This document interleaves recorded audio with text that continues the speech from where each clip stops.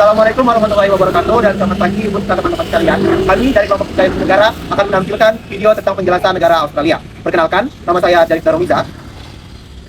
Nama saya Fahri Kurniawan. Saya Atas Jadi. Saya Putri Saya Asyanda Sekali. Saya Putri Kemenangan. Saya Jasmine Sita. Dan saya Renata Gonçalves. Selamat menyaksikan. Di sini saya akan menjelaskan mengenai bentuk negara Australia. Di dunia ini ada dua bentuk negara, yaitu kesatuan dan juga federal. Nah, Australia ini adalah salah satu negara yang bentuknya itu federal atau negara bagian. Jadi, Australia ini merupakan bekas dari koloni Inggris, di mana Australia sudah pernah mengalami penjajahan dan juga sistem kolonialisme dari Inggris. Maka dari itu, setelah era atau masa kolonial Inggris ini berakhir, Australia itu memiliki 6 negara bagian yang sepakat untuk menyatukan diri menjadi satu federasi. 6 negara bagian ini adalah New South Wales, Victoria, Queensland, South Australia, Western Australia, dan juga Tasmania. Kemudian, wilayah atau teritori juga dibagi menjadi dua, yaitu Australian Northern Territory dan juga Australian Capital Territory. Negara dengan bentuk federasi seperti ini itu, pemerintahannya itu memiliki pembagian kekuasaan yang dibagi antara pusat dan juga daerah, di mana daerah itu memiliki kebijakan untuk membuat regulasi dan juga otonominya sesuai dengan tujuan daerah tersebut. Selanjutnya kita akan membahas mengenai bentuk pemerintahan di negara Australia. Australia sendiri menganut bentuk pemerintahan monarki konstitusional, yang artinya negara ini mengakui raja atau ratu sebagai kepala negara, namun kekuasaan mereka dibatasi oleh konstitusi dan bukan bersifat mutlak. Pada sistem ini, raja tidak memerintah secara langsung. Tugas-tugas kenegaraan dijalankan oleh Gubernur Jenderal sebagai perwakilan raja di Australia. Namun, pemerintahan sehari-hari dijalankan oleh Perdana Menteri bersama dengan kabinetnya. Jadi, dapat disimpulkan di Australia, raja hanya menjadi simbol pemersatu bangsa, sementara kekuasaan pemerintahannya dijalankan oleh wakil rakyat sesuai dengan aturan konstitusi. Sistem pemerintahan Australia adalah sistem parlemen. Sistem ini, Perdana Menteri sebagai kepala pemerintahan memimpin jalannya urusan pemerintahan sehari-hari, seperti membuat kebijakan, mengatur kabinet, dan menjalankan keputusan parlemen. Perdana Menteri dipilih dari partai politik yang memiliki mayoritas kursi di parlemen.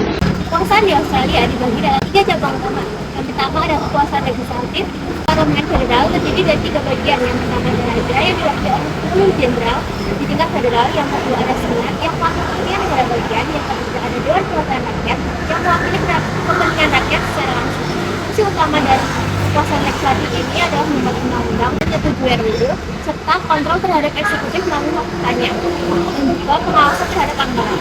Untuk cabang kekuasaan yudikatif itu terdiri dari lembaga yang pertama, pengadilan federal, di mana pengadilan federal itu menangani kasus yang berkaitan dengan hukum yang dibuat oleh Parlemen Federal Australia. Pengadilan federal sendiri yaitu pengadilan tinggi Australia, di mana perannya adalah sebagai pengadilan tertinggi dalam sistem hukum Australia. Keputusannya itu bersifat final dan mengikat semua pengadilan lain di negara ini.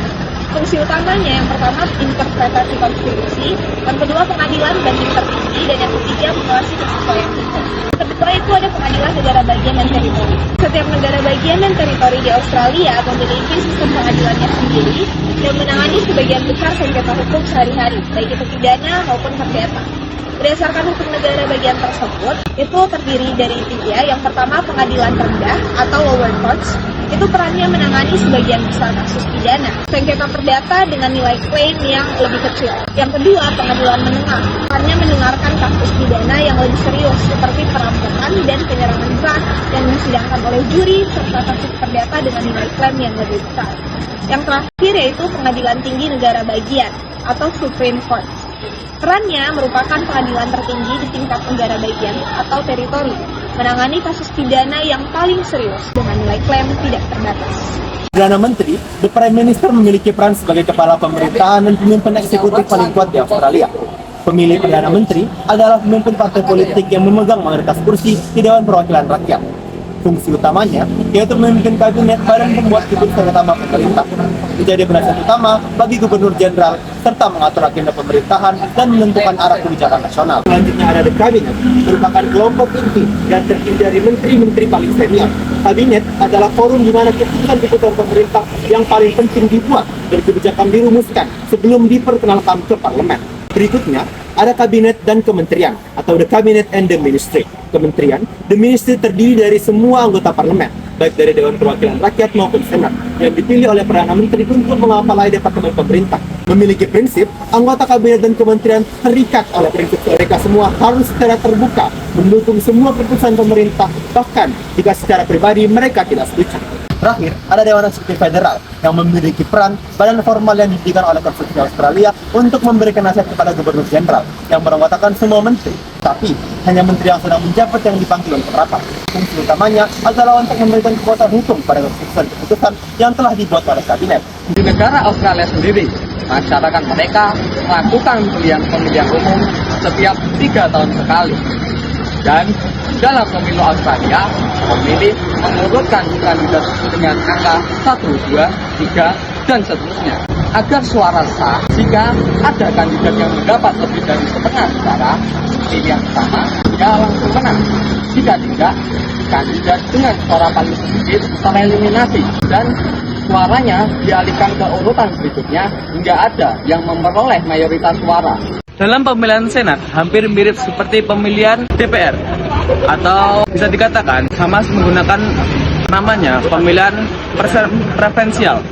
Nah, di sini pemilihan Senat yaitu disediakan 2 pilihan, di atas garis atau di bawah garis.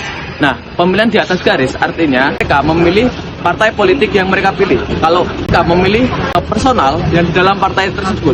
Nah, di sini nanti kan Senat bukan berdasarkan siapa yang paling banyak suaranya, tetapi banyak apa suara yang mereka dapatkan. Demikianlah video penjelasan dari kami.